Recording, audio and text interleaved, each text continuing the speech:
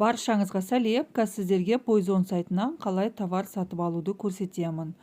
Товарымызға өтеміз, жасыл кнопканы басамыз. Бұл жерде бізде таңдау беріп тұр.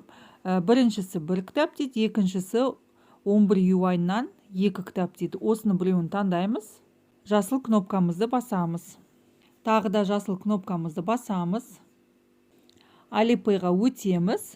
Әрі қарай көк кнопканы басамыз. Енді бұл жерде платежный пароль немесе CVV код жазамыз. CVV код ол Каспи картаның артында жазылып тұрады. Болды.